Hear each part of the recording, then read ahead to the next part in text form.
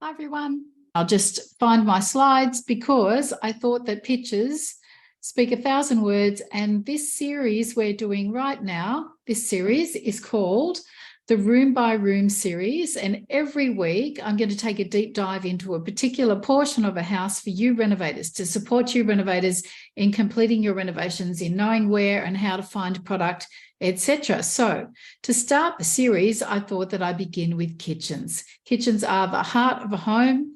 Kitchens are where we all hang, play, talk, nurture, entertain, where we provide nutrition, where mums and dads do the cooking, where we unwind at the end of a day. Kitchens are where we all walk through the door and throw our backpacks or bags down on the island bench and go, we're home. And kitchens, when it comes to renovating and selling properties or renovating to increase equity, they are one of the most important components. They have to pass the inspection of the buyer. They must get that tick of approval. So I'm just going to share my screen and I'll share my slides. Let's go. Hopefully you'll be able to see that with any luck. Here we go. I'm just going to check in the mums and dads group, make sure you can see it all right. Make sure that the slides come up. Welcome everyone who's joining me, and you can ask your questions. I don't mind at all. Oh, there we go. Slides are on. We are on. We are good to go. So the hi Elizabeth, Room by Room series kitchens. Here we go. First of all, these are the 5 things that you really need to consider: layout and flow, storage and bench space, lighting, appliances and fixtures, and the aesthetics, like how it looks, how it feels, how it functions. Is there enough space? Are you making the best use of what you have in your kitchen space? If you've got a renovation to do, you obviously are starting with something. So how can you improve it? Do you need to pull it all out, or can you leave at least part of the existing kitchen? Or can you just pull the doors off and refurb the doors and change the handles and do a few cosmetic little bits and pieces? So we take a bit of a look at all of that. So first of all, for a lot of us renovators who are doing homes in the $300,000 to $700,000 category, this kitchen is just perfect, and it's probably something you should aim to do. This is from one of our renovators, one of our experienced renovators, Belinda Mangru from Redbourne Renovations. So budget kitchens, guys. You have to manage the project yourself if you want to save money. The minute you call a custom kitchen guy in to quote up doing a whole kitchen, you're in their hands. They'll excite you with lots of ideas about things that you could have in that kitchen, but keep your eye on the prize. If you're doing a property to flip, your main thing is to make this kitchen look presentable, make it clean, make it look fresh, make the new buyer be very, very attracted to it, but keep your spend down. So create a wow factor somewhere in the space. And in this instance, Belinda has done that with the splashback tiles. It's really simple to do a kitchen like this and just choose a nice tile. Make sure when you're creating a wow factor, that you are actually creating a wow factor that does appeal to the mass market. You want the most amount of people to fall in love with your property when they come and view it. So don't go for anything too nuts, too crazy, or too polarizing. So spend as little as possible. Do a kitchen that's suitable for the demographic. If you're in a waterfront home in Sydney, you'll obviously want to take a property a little bit further than this. But if you're in a coastal unit block, or you're in a simple house, like really this is just perfect, absolutely perfect. It's clean, it's fresh, it appeals to the masses, it's practical, there's plenty of bench space, it's pretty simple. And in the end, if you're ever wondering about what to do and you get confused by a lot of color, and we'll talk about that a little bit later, just remember light and breezy sells easy. Light and breezy sells easy. So just stick to the mainstream if you feel like doing lots of color isn't your jam. So where do we go for our kitchen product and our choices? First of all, jump on Pinterest and Instagram. They are your go-to places for inspiration. That's where you get all of your ideas from. House is another one. HOUZZ, House Australia is another great place. So, keep what's there. When you come across your kitchen in a renovation project, keep what's there and revamp it if you can, using a local handyman And if you call in a custom kitchen designer, make sure that he knows your brief, and your brief is to do, only what you need to do to bring that kitchen up to scratch. If you're going to DIY it, Bunnings, the Caboodle range is your best friend. So is IKEA, and so is Mitre 10, the principal range at Mitre 10. These are basic flat packs, guys. You will be busy, but you can create a really, really nice kitchen. Don't be snobby. I'll say it. Don't be snobby, or don't let your friends be snobby. Keep your eye on the prize. Your purpose is to present a really nice home to market, and a Caboodle kitchen will do it. I'm telling you now, if you finish it off beautifully with some lovely styling, just like in this picture, people will not notice. People won't notice that the kitchen has come from Caboodle or IKEA. So the next level up, if you want to take it up a notch, Freedom Furniture have released a flat pack range, and obviously next level up, kitchens are great. Kitchens are great, but again, you'll be putting them together yourself, which is, how you save lots of money. So, okay, white kitchens are still great. White kitchens are still popular. They're still great. But guys, don't be afraid to mix and match white cupboards or different tones of wood from one side of the kitchen to another, to lots of color, and expect to see more wood and kitchens that are warmer. Farmhouse style kitchens are flying in, guys, and islands are still a favorite. Island benches are still favorites. If you've got the space. If you don't have the space, and like you're inheriting a property, a renovation, an ugly home, and you really can't incorporate an island bench, or if it means ripping up floors that you didn't intend to rip up and replace flooring. So you might have to stick to what you've got.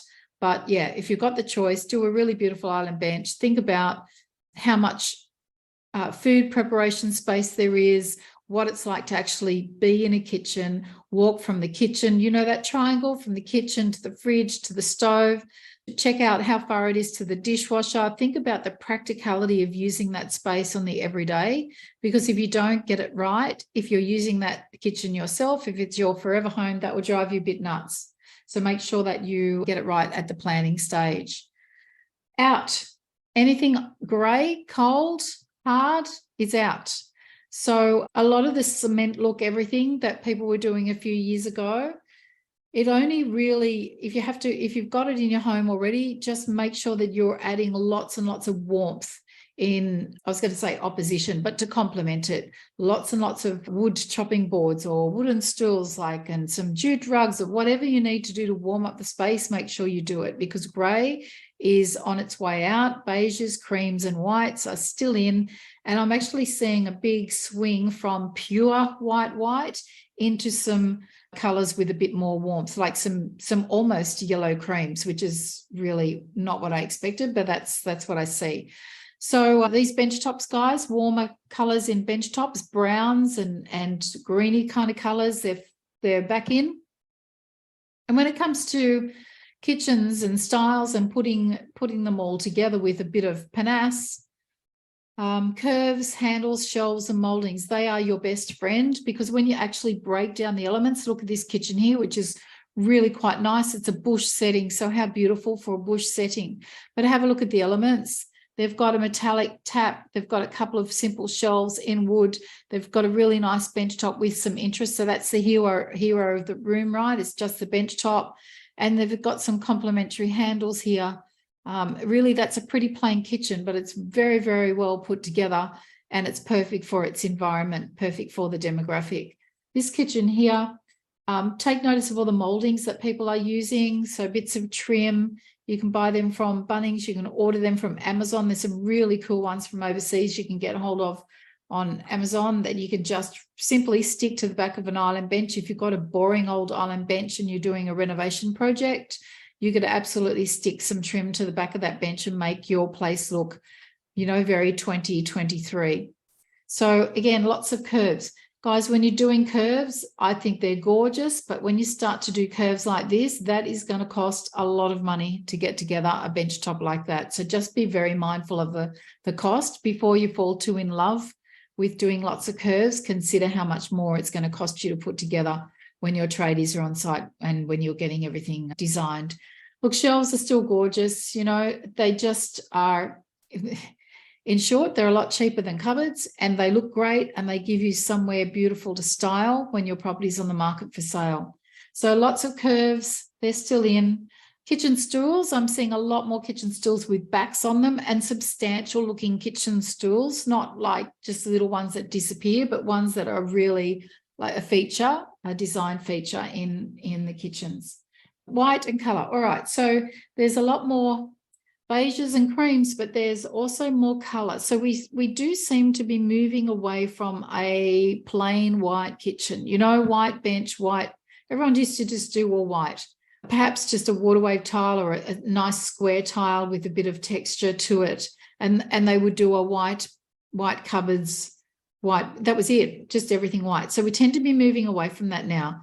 And it's quite exciting to see a few more colours. So this gorgeous duck egg blue in this picture here, that's from Catherine Herity from the Stables. And I grabbed that picture from ABI. Guys, if you want inspiration and you want to see where I've grabbed most of the pictures today, head to abiinteriors.com.au, and they've got a gorgeous Instagram page, and lots of designers who use ABI products will share their kitchen photos on that page. So it's a great place, a one-stop shop for inspiration. Make sure you go there. And so there you go. So there's curves, there's arches. Everyone who's watching knows I love arches. I've loved them for a long, long time. They're just everywhere. And, you know, these taps are perfect when you've got an arch like that and you can complement that design shape with the tap. Just so beautiful. So it is how you put it together. There's no reason why you couldn't replicate something like this. Perhaps not the curve there. That's a bit trickier to do on your own, but you could certainly replicate the rest of this with something from Caboodle. If you put it together, there's even a range in Caboodle where you can paint the cupboards yourself. So there's no reason why you couldn't put a flat pack together and paint it to any color you like and just match it either with a wooden bench top or with a stone bench top as well. Sinks and taps. Hi guys, look at everyone joining me. That's cool. Sinks and taps. Metallics are still in, guys. Brushed brass, your brushed copper, your gunmetal, your brushed nickel, matte black. Somebody asked me the other day whether black is going out. It's been around for a while now, but in the right place, I think black is really beautiful. In fact, I'm going to do, I think, if I don't change my mind, black door handles in my house. I'm really looking very closely at those, and that surprised me a little bit when I started to get really centered on what I want, because I thought I'd go brushed brass, but I'd probably go brushed brass taps and light fittings, and I'll probably do black handles. So watch this space. I'll be sharing lots of my own Reno project in this group as I go along. Farmhouse kitchens, guys, anything soft. If you want softness, a farmhouse kitchen is your best friend, and a shaker door. That'll do it. You don't need much more than that. It doesn't have to be fancy. We shouldn't stress too much. If you want soft, you want a little bit country, you want a little bit farmhouse, even coastal, then, you know, a farmhouse sink is your best friend. You can grab a farmhouse sink from IKEA. They've got some beautiful sinks. I've used it. I've used a farmhouse sink, double sink actually, on a client project, and it's still holding up very, very well, and it looks absolutely beautiful. And that was probably a few years ago. So, yep, okay, sinks and taps, metallics are still in. Doesn't mean you can't just have a chrome tap. Just make sure that the rest of your place looks pretty fine, pretty fine. Bench tops. Like I said before, I'm seeing a lot of stone bench tops with a lot more browns and greens throughout, beiges, browns and greens and creams, which is a bit of a surprise. White's still very cool, like they're very, very fresh. But again, look what it's matched with. There is a lot of light timber going on. There's a lot of light timber. This here is a wooden bench top, which is just a continuation of that pillar there. So yeah, anything goes, guys. Find an inspiration picture that really captures your heart. Think about how you can put it together where it's not going to cost you the earth, and pull apart the elements. When you look at a picture, don't just go, oh, I love that. Say you love it, and then look at it, examine that picture and think, can I do this? What's drawing me to this kitchen? Will it look the same in the space where I have to put all of the products and bits and pieces? Is it going to cost me an absolute fortune to do? What can I do to get the look? What can I exchange to get the look but not have the price tag attached? It is just pulling apart all of the elements of something that captures your heart and having a go. So guys, I hope you've enjoyed that little session on kitchens. I mean, even this picture, I mean, look at this cover shot. I've just used this for ages. I don't even think much about it, but look at that. That's starting to look really dated in comparison to some of the kitchens I just showed you. So it doesn't take long. We're in this time where we're very, very exposed to Instagram and Pinterest. We're just bam, bam, bam marketed to all of the time, and we get sick of things very, very fast. It's up to you to keep up to date with what's fashionable, or reach out to someone like me who's into this nonstop all day and can head you in the right direction, because in the end, really have to be a little bit forward thinking where we've got the opportunity, so that we can stay on top, and so our place stays relevant and stays, you know, on trend for at least a couple of years. Things just come in and out that fast. So that's just the reality of what we're faced with now. Back in my day, back in the olden days, I would watch my mum do something in her home when I was a kid. She'd paint a colour. It would stay relevant for about 10 years and then things would change. But now we're very, very exposed to the latest, greatest. There are interior designers sharing this stuff nonstop, which is great for us, but makes us feel like we've always got to keep up and keep revamping and changing. So, you know, keep your things basic, the main things in a kitchen, like your kitchen cupboards and bench tops, keep them basic and sound, not too outrageous when it comes to colour, very, very market acceptable, and you should be right to go for a long, long time. Bye, guys. Thanks for listening in. Don't forget to subscribe to my YouTube channel, which is Renovate and Real Estate. Keep following along this series.